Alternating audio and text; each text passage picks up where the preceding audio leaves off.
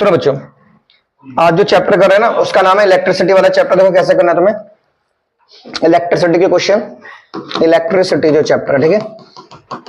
छोटी छोटी बातें याद कर लो पहले। जैसे आई माने करंट होता है, ये करंट होता है, इसको एम्पियर में नापते हैं, करंट को नापते हैं एम्पियर में। और करंट का फॉर्मूला होता है Q by T. Q by T ये करंट का फॉर्मूला होता है। चार्ज, चार्ज माने कूलम, टाइम माने सेकंड, तो करंट का फॉर्मूला हो गया कूलम पर सेकंड, मतलब एम्पियर हो गया, कूलम पर सेकंड। तो कूलम पर सेकंड हो गया हमारा एम्पियर, एम्पियर हो गया, ठीक है, ये हो गया हमारा।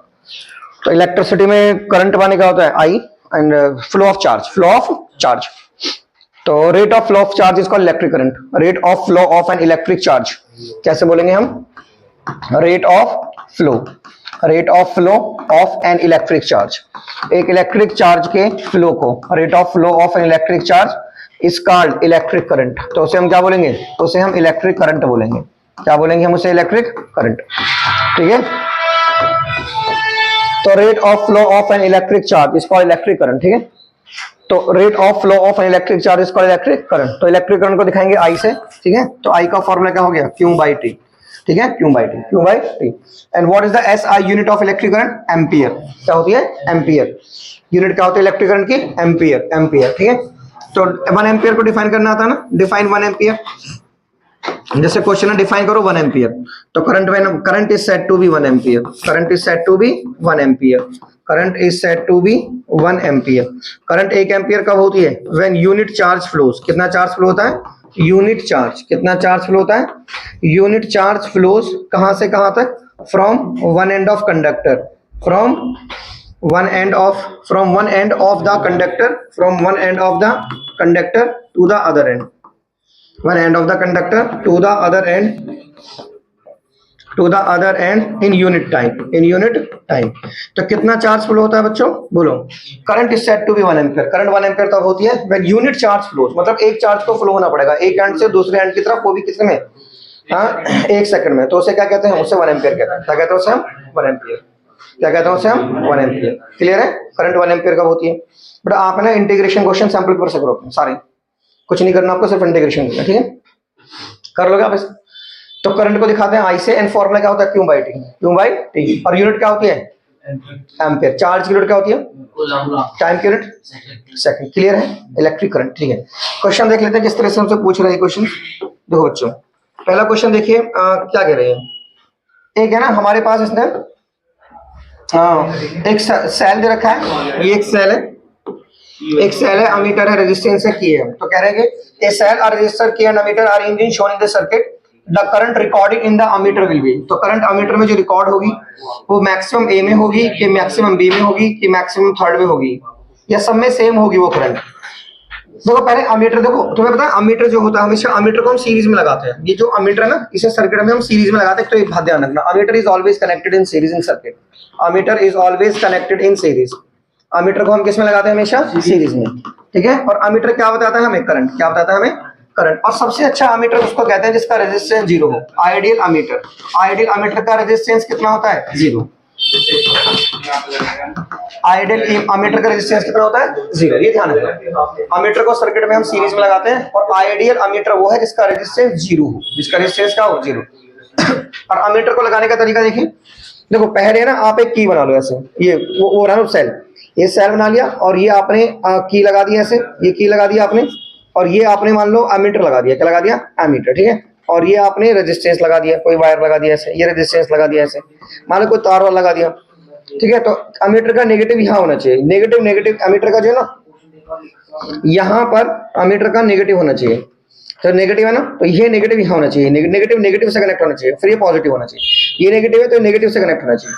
देखो जैसे नेगेटिव नेगेटिव है, ये नेगेटिव है, और ये देखो नेगेटिव नेगेटिव से कनेक्ट है, नेगेटिव नेगेटिव से कनेक्ट है, और ये पॉजिटिव पॉजिटिव और नेगेटिव नेगेटिव। तो सब में सब सर्किट सेम सेम है, ठीक है, सारे सर्किट सेम, सारे सर्किट क्या है, सेम। तो इसमें आंसर होगा कि जो करंट है जो रिकॉर्ड करेगा मीटर, वो सभी केस में सेम करंट रिकॉर्ड करेगा। तो करंट सेम रहेगी सभी केसेस के अंदर, करंट क्या रहेगी, सेम। तो यहाँ पे मैंने 2 बात बता दी आपको, एक आइडियल अमीटर कैसे कहते हैं, और अमीटर को सर्किट में लगाते कैसे हैं, सीरीज में। एंड अमीटर नाप के क्या देता है आपको, करंट नाप के देता है। बिल्कुल क्लियर कर लीजिए, ठीक है। तो ये चीज हमारी हो गई है। अब नेक्स्ट क्वेश्चन देखिए हमारा, क्वेश्चन नंबर 2 देखेंगे। नेक्स्ट क्वेश्चन यहाँ पे देखो, यहाँ पे बोल रहा है in the following circuit heat produce in the resistor और combination of resistor connected to 12 volt battery.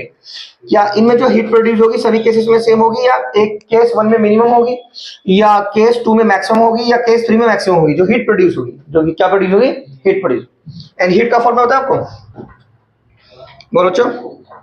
देखो हीट का जो फॉर्मूला होता है ना, हीट का फॉर्मूला होता है आई स्क्वायर इंटू में आर इंटू में टी, आई स्क्वायर इंटू में आर इंटू में टी, ठीक है। तो हीट का फॉर्मूला क्या होता है, आई स्क्वायर इंटू में आर इंटू में टी, ठीक है। तो हीट हमारी किस पर डिपेंड करेगी, हीट हमारी डिपेंड करेगी करंट पे एंड रेजिस्टेंस पे एंड टाइम पे, ठीक है। ये इसे जूल्स लॉ ऑफ हीटिंग कहते हैं ना, इसे क्या कहते हैं हम, joules law of heating, joules law of heating कहते हैं इसे, ठीक है, जूल्स लॉ ऑफ हीटिंग, सही है। देखो इसे जूल्स लॉ ऑफ हीटिंग कहते हैं, ठीक है। अब हीट का जो रिलेशन है वो करंट से और रेजिस्टेंस है, करंट से और रेजिस्टेंस। और आपको पता है रेजिस्टेंस जो होता है ना सीरीज में वो ज्यादा होता है, ठीक है, सीरीज में रेजिस्टेंस ज्यादा होता है और पैरेलल में रेजिस्टेंस कम होता है। पैरेलल में रेजिस्टेंस क्या होता है, कम। अगर दो रेजिस्टेंस सीरीज में लगे हुए तो उनका सम ज्यादा आएगा, पैरेलल में कम आएगा। तो चूंकि रेजिस्टेंस पैरेलल में कम होता है और हीट है ना रेजिस्टेंस पे डिपेंड कर रही है, किस पर डिपेंड कर रही है, हाँ। तो अगर रेजिस्टेंस कम है तो हीट कम है, और रेजिस्टेंस ज्यादा तो हीट ज्यादा, क्योंकि सीरीज में रेजिस्टेंस ज्यादा होता है तो इसलिए हीट सीरीज में ज्यादा डेवलप होगी। तो इसका ऑप्शन है सेकंड, क्योंकि दोनों रेजिस्टेंस सीरीज में है ना, तो हीट डेवलप होगी हमारी सेकंड केस में ज्यादा। तो maximum in case second, maximum in case, देखो रेजिस्टेंस सीरीज में ज्यादा होता है, पैरेलल में कम होता है। तो सीरीज में रेजिस्टेंस ज्यादा होगा तो हीट सीरीज में ज्यादा डेवलप होगी, क्योंकि रेजिस्टेंस सीरीज में ज्यादा है। समझ में आ गया, कर लोगे। नेक्स्ट क्वेश्चन देखिए, electrical resistivity of A given metallic wire. जो रेजिस्टिविटी है, इलेक्ट्रिकल रेजिस्टिविटी, वो किस पे डिपेंड करती है, एक वायर की रेजिस्टिविटी किस पे डिपेंड करती है। तो रेजिस्टिविटी जो है ना, देखो पहले देखो रेजिस्टेंस, पहले मैंने सिखाया था आपको रेजिस्टेंस के बारे में, मैंने बोला था लेंटर लिख लो ऐसे, LANTR, LANTR, लेंटर लिख लो। तो यहाँ हो गया L का मतलब लेंथ हो गया, A का मतलब एरिया हो गया, N का मतलब नेचर हो गया, एंड T का मतलब टेम्परेचर हो गया। T का मतलब क्या हो गया, टेम्परेचर, ठीक है।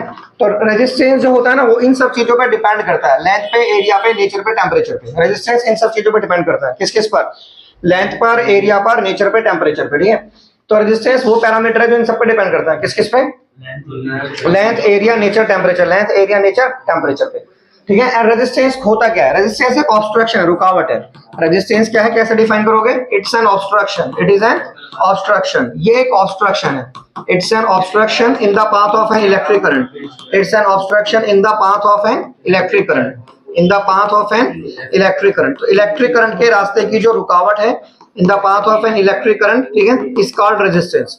तो उसे हम क्या कहते हैं बच्चों, उसे हम रेजिस्टेंस कहते हैं, क्या कहते हैं, उसे हम रेजिस्टेंस कहते हैं, ठीक है। और यूनिट क्या होती है इसकी, रेजिस्टेंस की यूनिट होती है ओम, क्या होती है, ओम। तो ओम को ऐसे दिखाते हैं और इस सिंबल को कहते हैं ओमेगा, क्या कहते हैं उसे हम, ओमेगा। तो ये जो सिंबल होता है ना, इस सिंबल का नाम क्या होता है, ओमेगा। रेजिस्टेंस को दिखाने का तरीका ये ओम होता है। और रेजिस्टेंस करंट के रास्ते की रुकावट होती है, करंट के रास्ते की। इसको अगर समझो, जैसे ये पेपर में बारीक क्वेश्चन पूछ लेगा, जैसे कोई वायर है, ये कोई कंडक्टर है, क्या है, ये कोई कंडक्टर। अब ये मान लो एटम्स है, क्या है ये, एटम्स। हर कंडक्टर में एटम्स होते हैं, तो ये एटम्स है, ये क्या है, एटम्स। अब मान लो जब इलेक्ट्रॉन चलेगा ना, जब इलेक्ट्रॉन चलेगा, तो इलेक्ट्रॉन जब चलेगा तो चलते समय ना उसकी इनसे टक्कर होगी, इन एटमों से टक्कर होगी, कभी इससे होगी, कभी इससे, कभी इससे, इससे, कभी इससे, इससे। तो जिससे वो चल नहीं पाएगा, उसके चलने में रुकावट पैदा होगी। उस रुकावट को रेजिस्टेंस कहते हैं, क्या कहते हैं उसे। तो रेजिस्टेंस ना कॉलिजन की वजह से होता है। रेजिस्टेंस का जो मेन रीजन है, it is due to the collision, collision, ये पूछ लेंगे आपसे, it is due to the collision, it is due to the collision की वजह से, it is due to the collision of charge with atom. Charge का atom से collision होता है, किसका, चार्ज का। तो जो चार्ज है उसका किससे कॉलिजन होता है, एटम से। तो जब चार्ज एटम से टकराता है चलते समय तो रेजिस्टेंस बनता है। तो रेजिस्टेंस का मेन रीजन है collision of charge with atom, collision, ध्यान रखना, कॉलिजन, टक्कर। तो ये रेजिस्टेंस है, यूनिट क्या होती है, ओम, क्या होती है, ओम। और डिपेंड किस पे करता है, लेंथ पे, एरिया पे, नेचर पे, टेम्परेचर पे। यानी लेंथ बढ़ेगा तो रेजिस्टेंस बढ़ जाएगा, अगर लेंथ बढ़ेगा तो क्या बढ़ जाएगा, रेजिस्टेंस, ठीक है। ध्यान दीजिए इन सब चीजों को, तभी क्वेश्चन समझोगे ना, कि अगर हमारा लेंथ बढ़ेगा तो रेजिस्टेंस बढ़ जाएगा और एरिया बढ़ेगा तो रेजिस्टेंस घट जाएगा, है ना। जब इन दोनों को हम कंबाइन कर देंगे ऐसे, तो ये हमें मिलेगा, इस निशान को हटा के रो, क्या मिलेगा हमें, रो, ठीक है। तो इस रो को क्या बोलेंगे, रेजिस्टिविटी, क्या बोलेंगे हम। तो ए को ऊपर ले जाओ ना, ए को ऊपर और एल को नीचे ले जाओ, ठीक है। तो ये आ गई रेजिस्टिविटी। तो ये हो गया हमारे पास ओम, और ये हो गया मीटर स्क्वायर, और ये हो गया मीटर, और ये हो गई, तो मीटर से मीटर काट दो, ये आ गया ओम मीटर। तो ये क्या होगी, रेजिस्टिविटी, क्या हो गई ये। तो रेजिस्टिविटी की यूनिट क्या हो गई, ओम मीटर, बोलो। रेजिस्टिविटी की यूनिट क्या होगी हमारे पास? ओम मीटर। क्या हो गई? ओम मीटर। रेजिस्टिविटी की यूनिट क्या हो गई? ओम मीटर। तो रेजिस्टिविटी को एक और नाम से जानते हैं, the resistivity is rho, and इसको एक और नाम से जानते हैं, that is specific resistance. Resistivity का एक और नाम क्या है? Specific resistance. स्पेसिफिक रेजिस्टेंस है। रेजिस्टिविटी का एक और नाम क्या होता है? Specific resistance. रेजिस्टिविटी डिपेंड करती है हमारी, रेजिस्टेंस तो सब पे डिपेंड करता है, लेंथ पे, एरिया पे, नेचर पे, टेम्परेचर पे, लेकिन रेजिस्टिविटी सिर्फ डिपेंड करती है नेचर पे। रेजिस्टिविटी किस पे डिपेंड करती है? नेचर पे एंड टेम्परेचर पे। नेचर पे एंड, ये लेंथ पे और एरिया पे डिपेंड नहीं करती है। ये डिपेंड करेगी नेचर कैसा है, टेम्परेचर कैसा। ये मतलब ये एक की वैल्यू होती है ना, जैसे मैंने बताया था ना आपको कि अगर 1 किलो चीनी 10 रुपए की है, पता था ना, अगर 1 किलो चीनी 10 रुपए की है तो 10 किलो चीनी कितने की हो गई? 100 रुपए की। तो इन दोनों में 1 किलो चीनी तो 10 रुपए की है ही। जैसे मान लो 100 किलो चीनी 1000 की होगी, लेकिन अभी भी हमने क्या देखा कि सर अभी भी 1 किलो चीनी 10 रुपए की है, वो एक की वैल्यू नहीं बदल रही है। तो जो एक की वैल्यू नहीं बदल रही है वो रेजिस्टिविटी है। रेजिस्टर एक वायर लो, उसकी लंबाई 1 मीटर है, उसका मोटाई 1 मीटर स्क्वायर है, तो जो उसका रेजिस्टेंस है वो उसकी रेजिस्टिविटी है, क्योंकि आपने कंडीशन को स्पेसिफिक कर दिया ना। मतलब आपने एक ऐसा तार लिया जिसकी लंबाई कितनी है? 1 मीटर, और इसका एरिया कितना? 1 मीटर स्क्वायर, तो जो उसका रेजिस्टेंस है वो उसका रेजिस्टिविटी है। तो रेजिस्टिविटी क्या होती है? Resistivity is the resistance per unit length पर unit area of cross section of a wire, per unit area of cross section of wire. तो इसको मैं डिफाइन भी कर देता हूँ यहाँ पर रेजिस्टिविटी को। तो रेजिस्टिविटी को डिफाइन ऐसे कर सकते हैं, रेजिस्टिविटी RESISTIVITY। रेजिस्टिविटी क्या होती है? It is the resistance. क्या होता है? It is the resistance. ये रेजिस्टेंस है किसका? It is the resistance per unit length, it is the resistance per unit length और unit area of cross section, per unit area of cross section of a wire, per unit area of cross section of a wire. तो ये उसकी resistivity है। क्या ये उसकी resistivity? अब question पे वापस आते हैं। Electrical resistivity of A given metallic wire depends on. Electrical resistivity किस पे डिपेंड करती है? तो हमारा आंसर है लेंथ पे नहीं करती, थिकनेस पे नहीं करती, शेप पे नहीं करती, नेचर पे करती है। किस पे करती है? और यहाँ टेम्परेचर होता है तो टेम्परेचर पे करती है। किस पे करती है? टेम्परेचर पे। ठीक है, तो आंसर हो गया नेचर पे। नेक्स्ट क्वेश्चन देखिए। नेक्स्ट क्वेश्चन है, एक 1 एम्पियर की करंट एक फिलामेंट ड्रॉ कर रहा है, मतलब एक इलेक्ट्रिक बल्ब में फिलामेंट लग रहा है। तो बल्ब के अंदर है ना एक टंगस्टन का फिलामेंट लगता है। ठीक है, किसका फिलामेंट लगता है? टंगस्टन। एंड टंगस्टन को हम W से दिखाते हैं। किससे दिखाते हैं? तो एक इलेक्ट्रिक बल्ब है, उसके अंदर एक फिलामेंट लग रहा है, तो कितने इलेक्ट्रॉन पास करेंगे उस फिलामेंट के एरिया ऑफ क्रॉस सेक्शन से? 16 सेकंड में कितने इलेक्ट्रॉन पास करेंगे? ठीक है, 16 सेकंड में। जैसे मान लो ये हमारे पास एक फिलामेंट है, तो कितने इलेक्ट्रॉन 16 सेकंड में पास करेंगे? कितने इलेक्ट्रॉन? 16। इसमें 1 एम्पियर की करंट फ्लो हो रही है, तो आपको ना नंबर ऑफ इलेक्ट्रॉन्स का Q बराबर Ne फॉर्मूला कर देंगे यार। Q बराबर Ne, Q बराबर Ne। तो यहाँ पे आपको N निकालना है। क्या निकालना है? N। पर आपके पास क्या होना चाहिए? चार्ज। क्या होना चाहिए? चार्ज। तो चार्ज का फॉर्मूला क्या होता है? I का फॉर्मूला क्या होता है? Q/T। तो Q का फॉर्मूला क्या हो गया? I into T। तो I कितना है हमारे पास? 1, और T कितना है? 16। तो चार्ज हो गया हमारे पास 16 कूलम। चार्ज कितना हो गया? 16 कूलम। तो ठीक है, तो 16 कूलम चार्ज हो गया। आपको N निकालना, और E का मतलब कितना होता है? 1.6 × 10⁻⁻90। कितना चार्ज होता है E का मतलब इलेक्ट्रॉन का चार्ज। ये भी चार्ज है ना, क्योंकि ये चार्ज है, इनकी तो कोई यूनिट होती नहीं है, ये भी तो चार्ज होगा।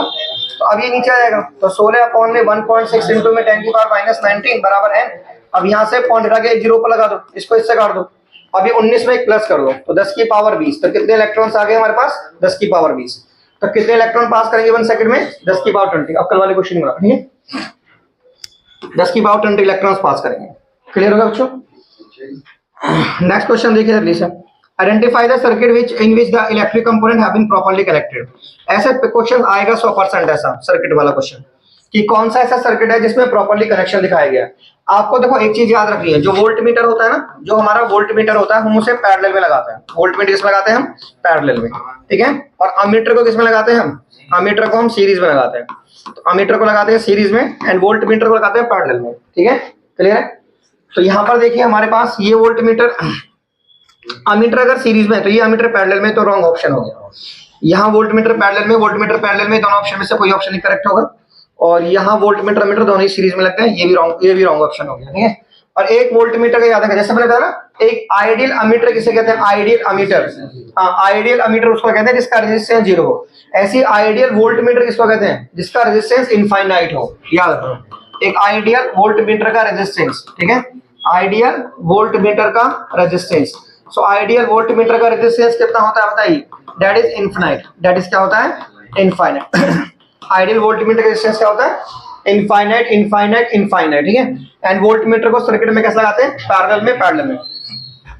अब ये दोनों ऑप्शन में से कोई एक ऑप्शन करेक्ट होगा।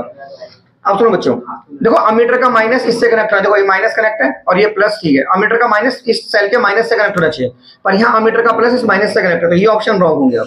तो ये ऑप्शन अगर रॉन्ग हो गया तो राइट ऑप्शन ही हो गया।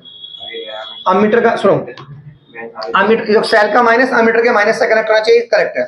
और ये तो ऑप्शन में होता है ना, वोल्टमीटर पैरेलल में होता है, तो ये दोनों ऑप्शन में से एक ऑप्शन करेक्ट है क्योंकि वोल्टमीटर पैरेलल में, ठीक है, ये पैरेलल में। तो यहाँ पे माइनस और प्लस है, तो राइट आंसर ही होगी, this is the right answer, this is the right. कर लो कैसे, चलिए नेक्स्ट क्वेश्चन देखो प्लीज। नेक्स्ट क्वेश्चन देखिए बच्चों, नेक्स्ट क्वेश्चन क्या कह रहा है कि what is the maximum resistance which can be made. 5 resistance मुझे यूज करने हैं, 5 रेजिस्टेंस है, हर किसी की वैल्यू 1/5 ओम है।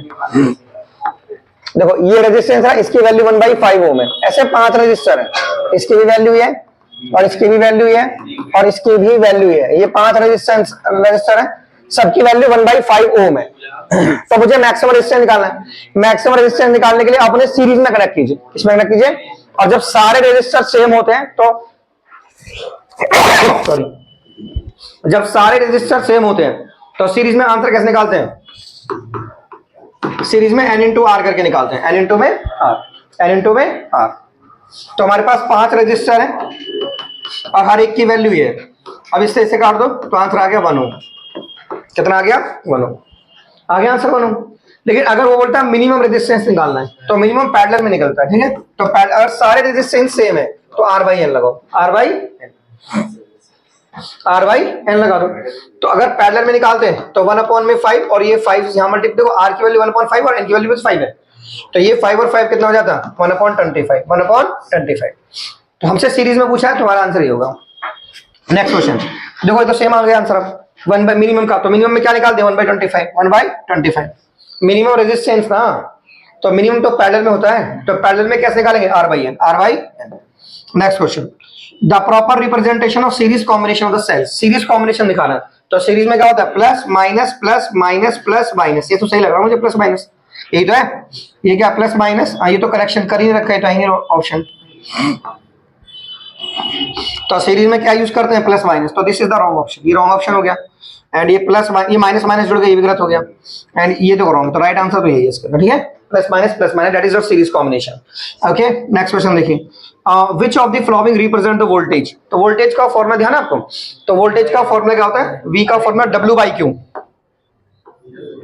V का फॉर्मूला क्या होता है, W/Q, दैट इज वोल्टेज माने पोटेंशियल ना, क्या हो गया, पोटेंशियल। तो V का फॉर्मूला W/Q होता है, और जबकि Q का फॉर्मूला क्या होता है, I इंटू में T। I का फॉर्मूला क्या होता है, Q/T। तो W/I इंटू में T हो सकता है, T नीचे होना चाहिए। तो ये तो पहला ऑप्शन आ गया ना, work done upon current into में टाइम आ गया। देखो V का फॉर्मूला क्या होता है, W/Q, एंड Q का फॉर्मूला I इंटू T होता है ना, समझ में आ गया ना। तो ऐसे पूछा इसने। सो V क्या होता है हमारा, पोटेंशियल। V का होता है हमारा पोटेंशियल, पोटेंशियल माने वोल्टेज। V का होता है पोटेंशियल, पोटेंशियल माने तो वोल्टेज होता है, तो पोटेंशियल दैट इज वोल्टेज, तो वोल्टेज का फॉर्मूला क्या होता है, W/Q, ठीक है।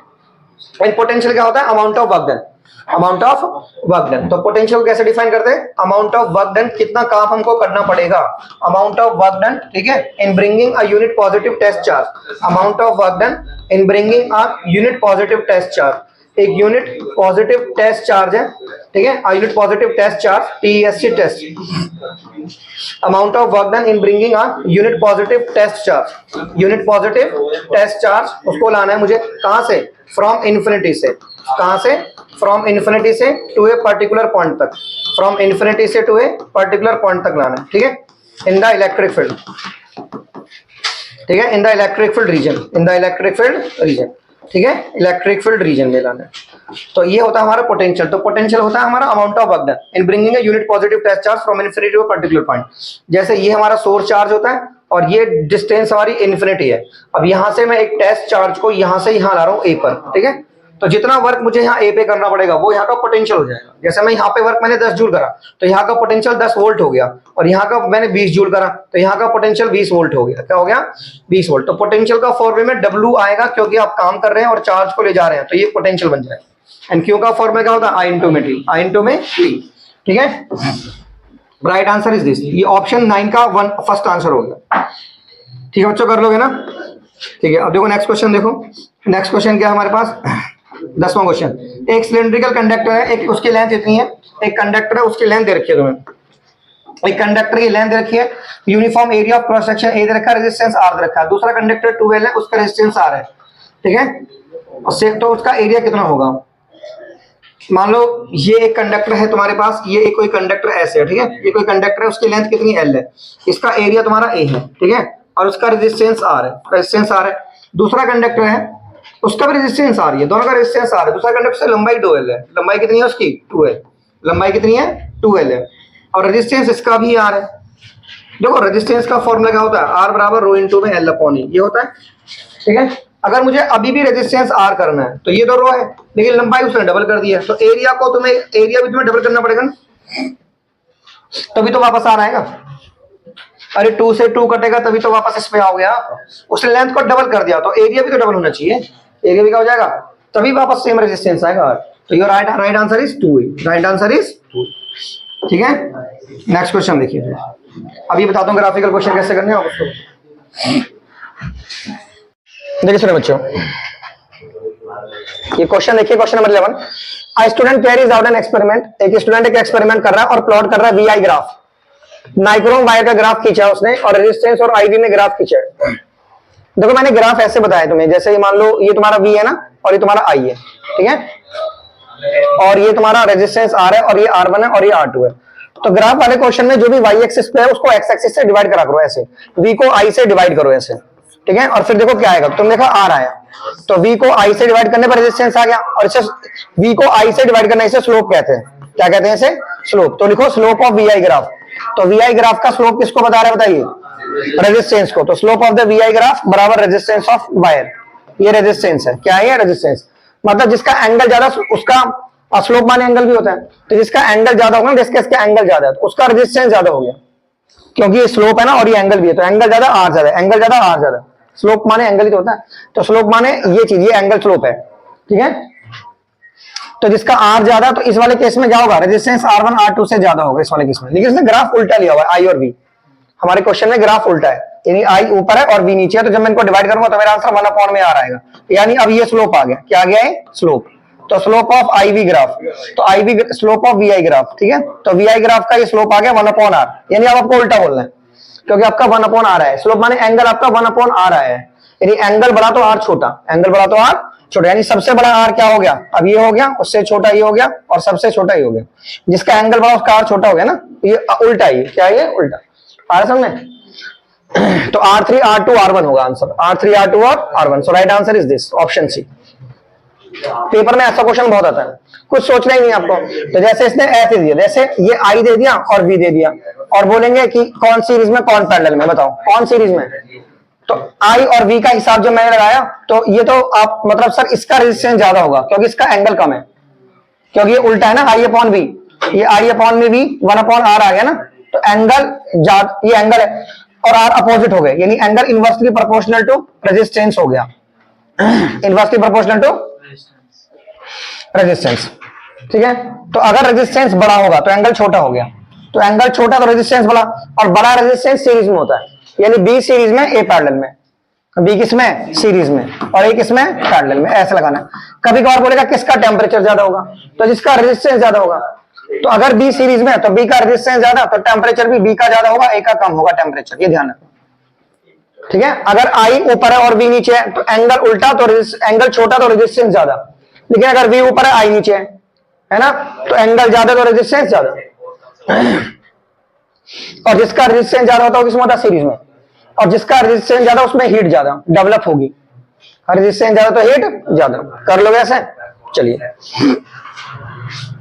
नेक्स्ट क्वेश्चन देखो। अगर मैं करंट को 100% बढ़ा दूं तो पावर कितने % बढ़ जाएगी? करंट को 100% बढ़ा दो। देखो जो पावर का फॉर्मूला होता है करंट की भाषा में, पावर का फॉर्मूला होता है आई स्क्वायर इंटू में आर, आई स्क्वायर इंटू में आर। अगर आप करंट को 100% बढ़ा दो, यदि करंट को आप 2i कर दो, 100% माने 2i हो गया ना, तो यानी करंट कितना हो गया हमारा, आई का 2i हो गया, 2i का स्क्वायर इंटू में आर, पावर इतनी होगी ना। करंट का 100% समझ दो ना, आई का जो आई है वो 100% ही तो है, तो आपने आई तो पहले था 100%, आई और बढ़ा दिया। देखो आई का ये 100% है, क्या है 100%, मतलब इतना बढ़ा दिया मैंने, तो पहले भी तो यही था, तो आई प्लस आई तो नया हुआ 2i हो गया ना, तो नया करंट कितना 2i। अब ये कितना हो गया आपका 4i स्क्वायर इंटू में आर, ठीक है। तो ये बाद वाली पावर है आपकी पी डैश है। तो परसेंटेज कैसे निकालते हैं, परसेंटेज में कितनी बढ़ गई, तो P dash minus P upon में पी इंटू में 100, कैसे परसेंटेज में ऐसे निकालते हैं। तो पी डैश कितना है 4i स्क्वायर आर, और ये कितना है आई स्क्वायर आर, और ये नीचे कितना है आई स्क्वायर आर, नीचे कितना है आई स्क्वायर आर, और इंटू में क्या हो गया 100। तो आई देखो इसमें से ऐसे माइनस करो तो ये आ गया 3i स्क्वायर आर, है ना, और नीचे कितना है आई स्क्वायर आर, और इंटू में 100। अब इसको इससे काट दो, इसको इससे मल्टीप्लाई कर दो, तो आंसर कितना आ गया 300%। 300, तो कितनी बढ़ गई पावर हमारी 300%। अगर हम करंट को 100% बढ़ा देते हैं तो पावर कितनी बढ़ गई हमारी 300%, 300%। Next question, the resistivity does not change, resistivity change नहीं होगी अगर हम मटेरियल को चेंज कर देते हैं। रेजिस्टिविटी मटेरियल पे डिपेंड करती है, ठीक करते हैं नेचर पे, मैटर का नेचर कैसा उस पर डिपेंड करती है। तो कह रहा है कि मटेरियल चेंज कर दे तो रेजिस्टिविटी चेंज हो जाएगी, पर एक नहीं होगी, ऑप्शन गलत कह रहा है। टेम्परेचर को चेंज कर दिया तो रेजिस्टिविटी चेंज नहीं होगी, नहीं हो जाएगी क्योंकि टेम्परेचर पे डिपेंड करती है वो, ठीक है। शेप पर रेजिस्टिविटी डिपेंड नहीं करती, तो शेप से नहीं चेंज होगी, तो ऑप्शन सी होना चाहिए। क्या होना चाहिए ऑप्शन, टेम्परेचर वाला ऑप्शन तो होगा नहीं ना, तो ऑप्शन क्या हो गया सी हो गया। तो राइट आंसर क्या होगा हमारा सी हो गया, सी ऑप्शन हो गया। नेक्स्ट क्वेश्चन देखो, क्वेश्चन 14, एक इलेक्ट्रिक सर्किट है हमारे पास है ना, 3 बल्ब है ए बी सी, और ये सारे बल्ब पैरेलल में कनेक्ट है एक इलेक्ट्रिक सोर्स से। तो इनमें से क्या होगा, देखो सुनो, जैसे मान लो एक बल्ब तुम्हारा ये वाला है, तुम्हारे पास 3 बल्ब है, जैसे एक बल्ब तुम्हारे पास ये है, एक बल्ब ये वाला है, और एक बल्ब तुम्हारे पास ये वाला है, और एक बल्ब तुम्हारे पास ये वाला है, ये वाला, ये तीनों पैरेलल में कनेक्ट है, एक वोल्टेज सोर्स से कनेक्ट है पैरेलल में, ठीक है, वोल्टेज सोर्स से सब पैरेलल में कनेक्ट है ऐसे। ये 3 बल्ब है B1 B2 B3, ये वोल्टेज पे पैरेलल, देखो पैरेलल में क्या होता है, पैरेलल में ना रेजिस्टेंस कम होता है, रेजिस्टेंस क्या होता है कम रेजिस्टेंस का करंट पे कोई इफेक्ट पड़ेगा नहीं। अगर रेजिस्टेंस कम है तो कोई नेगेटिव इफेक्ट करंट पर नहीं पड़ेगा, क्योंकि रेजिस्टेंस ही कम है। करंट को रेजिस्टेंस परेशान कर सकता है, वो कम है तो करंट परेशान नहीं होगा, यानी बल्ब अपनी पावर से जलेंगे, किसी जलेंगे जो भी उनकी पावर है उससे बल्ब जलेंगे। तो बल्ब इसकी पावर सबसे ज्यादा होगी जिसकी वोल्टेज ज्यादा है, इसकी सी की। तो ब्राइटनेस सबकी सेम होगी नहीं, ब्राइटनेस ए की ज्यादा होगी, ए की मैक्सिमम तो नहीं होगी, मैक्सिमम तो सी की होगी। ब्राइटनेस बी की ज्यादा होगी ए से, हाँ बी ये वाला है, क्योंकि पावर से चलेंगे ना बल्ब, जिसकी पावर ज्यादा उसकी ब्राइटनेस ज्यादा, तो यानी कि ये बल्ब बी की ब्राइटनेस ए से ज्यादा होगी, तो राइट आंसर ये है। ब्राइटनेस सी की जो है वो लेस होगी, नहीं सी की तो ज्यादा ही है, लेस तो नहीं, तो option C is correct, option C is correct, ठीक है। पैरेलल में अब बल्ब अपनी वोल्टेज से जलते हैं, अपनी पावर से, ठीक है। एक इलेक्ट्रिक सर्किट है, 2 रेजिस्टेंस है 2 और 4 ओम, वो सीरीज में कनेक्ट है। हमारे पास 2 रेजिस्टर है, वो किसमें कनेक्ट है सीरीज में, ऐसे करके एक रेजिस्टेंस है एक रेजिस्टेंस है, दोनों सीरीज में कनेक्ट है, और 6 वोल्ट की बैटरी से कनेक्ट है, प्लस माइनस। ये हमारे पास 6 वोल्ट की बैटरी है, ये 6 वोल्ट की बैटरी है, ये 2 ओम है, और ये 4 ओम का रेजिस्टर है। तो कितनी हीट डिसिपेटेड होगी, इसमें कितनी हीट डिसिपेटेड होगी 5 सेकंड में। देखो पहले करंट निकालो ना, क्या निकालो, सीरीज में करंट निकालो। तो करंट का फॉर्मूला क्या होता है, V अपॉन में R इक्विवेलेंट, V अपॉन में, तो V कितना हो गया 6, R इक्विवेलेंट, इन दोनों का सम कितना हो गया 6, तो 6 से 6 काटो, करंट कितना हो गया 1 एम्पियर, कितना हो गया करंट 1 एम्पियर। एंड हीट का फॉर्मूला क्या होता है, हीट का फॉर्मूला होता है I स्क्वायर इंटू में R इंटू में T, ठीक है। अब कौन से रेजिस्टर में पूछे इसमें, तो R की वैल्यू 4 होगी, T भी दे रखा मुझे 5 सेकंड, और I की वैल्यू होगी 1 का स्क्वायर, ठीक है। तो कितना हो गया 20 जूल, कितना आंसर आ गया 20 जूल। तो how much heat will develop, 20 joule is the answer, 20 joule is the answer. Next question बच्चों, एक electric cattle 1 kilowatt of electric power consume कर रहा है जब वो 220 वोल्ट पे चलता है। अ fuse wire of what rating must be used for it. एक कैटल है जो कितना यूज कर रहा है, कितना पावर यूज कर रहा है जब वो 220 वोल्टेज पे चलता है। एक फ्यूज वायर कितनी, मतलब फ्यूज वायर कितना रेटिंग लेगा, मतलब करंट पूछा है। अ fuse wire of what rating must be used for it, मतलब फ्यूज वायर किस रेटिंग का मैं उसके लिए यूज करूं, उस कैटल के कितने तार जो यूज करो फ्यूज वायर, वो किस करंट का फ्यूज वायर उसमें यूज करो उस इलेक्ट्रिक कैटल में। एक इलेक्ट्रिक कैटल जो 1 kilowatt of electric power consume कर रहा है 220 वोल्टेज पे, उस इलेक्ट्रिक कैटल में मुझे फ्यूज वायर लगानी है, पतली सी तार आती है, तो वो फ्यूज वायर का करंट कितना होना चाहिए, करंट कितना, तो इसमें तो पावर दे रखी है ना आपको, रिलेशन बताना आपको पावर वोल्टेज एंड करंट में। तो ये चीज क्या है हमारी, बोलो, ये चीज हमारी पावर है। तो पावर कितनी है, 1 किलोवाट, वाट में इतनी हो गई, इतने वाट हो गया, ये पावर हो गई। एंड वोल्टेज कितनी है हमारी, 220 वोल्ट। तो करंट का फॉर्मूला क्या होता है, पावर का फॉर्मूला बराबर वोल्टेज इंटू करंट। पावर के 3 फॉर्मूले होते हैं ना, वोल्टेज इंटू करंट भी होता है power, I square into R भी पावर होता है, and V square by R ये भी क्या होता है, पावर होता है, एंड डब्ल्यू बाई टी ये भी क्या होता है, ये भी पावर होता है, ये भी क्या होता है, पावर। ये पावर के 3-4 फॉर्मूले याद रखो, V into I square into R, V square by R, W by T, ये सब पावर है। तो बच्चों इस क्वेश्चन में मुझे लगानी है पावर बराबर पी बराबर वी इंटू में आई, ये हो गया 1000, एंड वोल्टेज कितनी है मेरी 220, और ये हो गया आई, 0 से काटो 0, ये आ गया 100, ये हो गया 22, ये हो गया आई, ठीक है। तो 2 से काटो, ये 50 हो गया, 11 हो गया।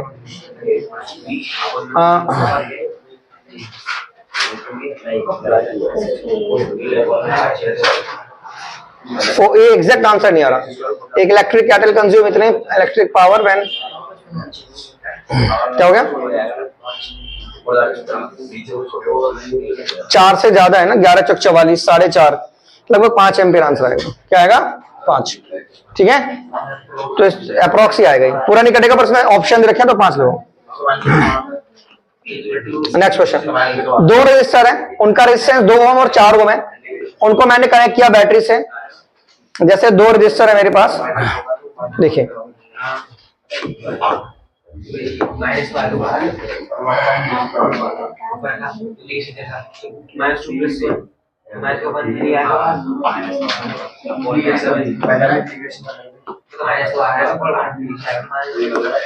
देखिए 2 रेजिस्टेंस है, एक का रेजिस्टेंस 2 ओम, एक का 4 ओम है। When connected to a battery will have, क्या उनमें सेम करंट फ्लो होगी जब उन्हें पैरेलल में कनेक्ट करेंगे? नहीं, पैरेलल में करंट अलग होता है बच्चों। क्या सेम करंट फ्लो होगी जब उन्हें सीरीज में कनेक्ट करेंगे? यस, सीरीज में सेम करंट होती है। क्या सेम पोटेंशियल डिफरेंस होगा? Same potential difference between them and, नहीं, सीरीज में पोटेंशियल अलग अलग होता है। क्या पोटेंशियल डिफरेंस सेम होगा जब डिफरेंट, पैरेलल में पोटेंशियल सेम होता है। तो देखो पैरेलल में पोटेंशियल सेम होता है, पैरेलल में पोटेंशियल डिफरेंट बोला नहीं, पैरेलल में पोटेंशियल सेम होता है। पी से पी याद रखो, पैरेलल में पी सेम है, पोटेंशियल सेम है। तो पैरेलल में पोटेंशियल सेम है तो करंट अलग है, तो करंट सीरीज में सेम होगी तो पोटेंशियल सीरीज में अलग होगा। तो राइट आंसर होगा सेम करंट फ्लो होती है सीरीज में, बी ऑप्शन। इलेक्ट्रिक पावर की यूनिट क्या होती है? पावर की यूनिट क्या होती है? इलेक्ट्रिक पावर में also be express as volt into ampere. Power अभी तो बताया ना तुम्हें, वोल्ट इंटू एम्पियर, तो लो ये इलेक्ट्रिक पावर है, ठीक है। तो पावर का जो फॉर्मूला होता है ना, वो W बाई टी होता है, ठीक है। रेट ऑफ डूइंग वर्क होती है ना पावर, पावर क्या होती है? Rate of doing work, rate of doing work, कि कितना काम हम 1 सेकंड में करते हैं उसे पावर कहते हैं। 1 सेकंड में कितना काम करते हैं उसे क्या कहते हैं? पावर। एंड पावर की SI यूनिट क्या होती है? बोलो, वॉट। पावर की SI यूनिट क्या होती है? वॉट। और 1 किलोवाट में कितने वॉट होते हैं? 1000 वॉट। और 1 मेगावाट में कितने वॉट होते हैं? 1 किलोवाट में 1000 वॉट होते हैं, 1 मेगावाट में 10 की पावर 6 वॉट होते हैं, ठीक है। और 1 हॉर्स पावर में कितने होते हैं? 1 हॉर्स पावर में 746 वॉट होते हैं, या फिर 0.746 किलोवाट, ये 1 हॉर्स पावर में होते हैं। इधर सुनिए, ये जो हॉर्स पावर ये क्या होती है? ये प्रैक्टिकल यूनिट होती है। क्या होती है ये? Practical unit of power, practical unit of power. So power की प्रैक्टिकल यूनिट क्या होगी? Horse power. पावर की प्रैक्टिकल यूनिट क्या होगी? हॉर्स पावर, ठीक है। तो पावर क्या होती है? Rate of doing work, rate of doing work, rate of doing work, rate of doing work, it's called power. And what is the SI unit? What, what, what. And what is the practical unit? Horse power, horse power, horse power, ठीक है। तो कभी कभार define करने को बोलेंगे ऐसे paper में, बोलेंगे define SI unit of power. SI unit को डिफाइन करना है, हाँ, वॉट को डिफाइन करना है, कभी पावर को डिफाइन कर दो, ठीक है। SI यूनिट वॉट को डिफाइन करना है। तो वॉट को कैसे डिफाइन करेंगे? हाँ, power is said to be 1 watt. Power 1 watt कब होती है? जब 1 जूल काम 1 सेकंड में होता है। Power is said to be 1 watt कब? When 1 joule of work has been done in 1 second. When 1 joule of work, ठीक है, जब 1 जूल काम होता है, has been done, when 1 joule of work has been done in 1 second. जब 1 joule काम 1 second में होता है तो पावर 1 वॉट खर्च होती है। पावर कितनी खर्च होती है? 1 what. So this is your power, ठीक है। नेक्स्ट क्वेश्चन देखिए, a child has drawn the electric circuit to study the ohms law as shown in the figure. His teacher told that the circuit diagram needs correction. Study the circuit diagram and redraw it after making all the corrections. A child has drawn, ठीक है, हमें क्या बनाना है इसका, ये question का ये है इसका, ये सॉल्यूशन बनाया क्या। A child has drawn the electric circuit to study the ohms law as shown in the figure 12.6. वो बनाया उसका सर्किट।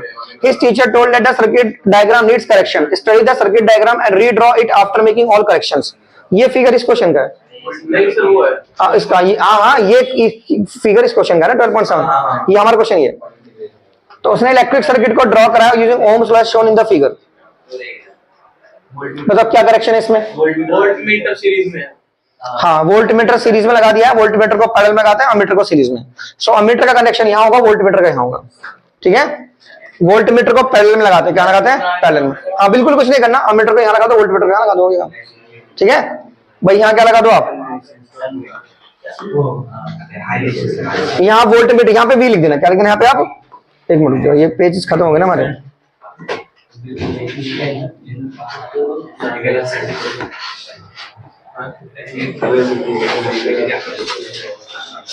यहाँ पे आप है ना V लिख देना, यहाँ पे A लिख देना, क्या लिख देना यहाँ पे A, और A का प्लस इधर लेना है, ये प्लस जा रहा है ना आपका। जैसे यहाँ पे आपने A लिख दिया और यहाँ पे क्या लिख दिया V। अब ये A जो है ना, ये बैटरी देखो, बैटरी कहाँ ऊपर से, बैटरी कहाँ से आ रही है हमारी, बैटरी हमारी यहाँ से आ रही है ना। तो A का नेगेटिव लेना है इधर, ये नेगेटिव लेना है। जैसे आपने A लिख दिया इधर, ये आपने A लिख दिया, A लिख दिया, यहाँ पे आपने V लिख दिया। सो A का नेगेटिव इधर जाएगा एंड V का पॉजिटिव इधर, तो positive positive negative negative connect हो गया ना। So this is the answer, ठीक है, इस तरह से करना, कर लोगे। नेक्स्ट क्वेश्चन देखो, हमारे पास है 3 रजिस्टर है, connect shown in the figure, ऐसे कनेक्ट है। Each of them dissipate energy and can withstand the maximum power of 18 वाट की पावर ही झेल सकते हैं without melting. Find the maximum current जो उसमें फ्लो होगी। तो इसमें है ना क्वेश्चन में हमें पावर देके हमसे करंट पूछा है। इस क्वेश्चन में ये पावर गिवन है, हमसे क्या पूछा, करंट, क्या पूछा है, करंट। तो ये दोनों रजिस्टर्स किसमें, पैरेलल में। तो पैरेलल में ना ये आरबीसी है, मतलब आरबीसी पैरेलल में, ठीक है। तो पैरेलल में 2 रजिस्टर ऐसे सॉल्व होते हैं, आरबी इंटू आरसी अपॉन में आरबी प्लस आरसी, ठीक है। तो ये कैसे हो गए, 2 इंटू में 2 एंड 2 प्लस 2, तो 4/4 1 ओम आ गया। कितना आंसर आ गया, 1 ओम। ये 1 ओम आ गया। अब उसके साथ ये किसमें, सीरीज में। तो अब सॉल्व करना है आर ए बी सी पूरा, आर ए बी सी पूरा मतलब आर ए प्लस के आर बी सी, ठीक है। सो आर ए कितना है, 2 प्लस के 1, ये हो गया 3 ओम। कितना हो गया ये, 3 ओम। हमें क्या निकालनी है, करंट, क्या निकालनी है। तो पावर का फॉर्मूला क्या होता है, आई स्क्वायर इंटू में आर। सो पावर कितनी है, 18, और आर कितना है, 3। तो ये कितना हो गया, आई स्क्वायर।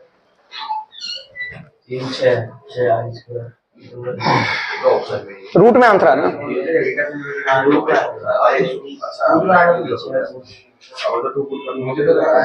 जब रूट में आता थोड़ा चेक करो, रूट में आता नहीं ना आंसर। 9 होता तो आया।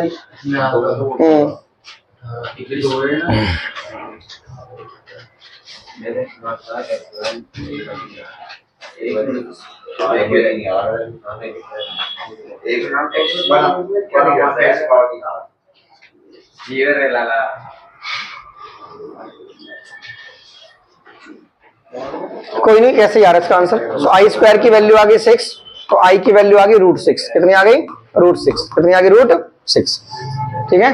तो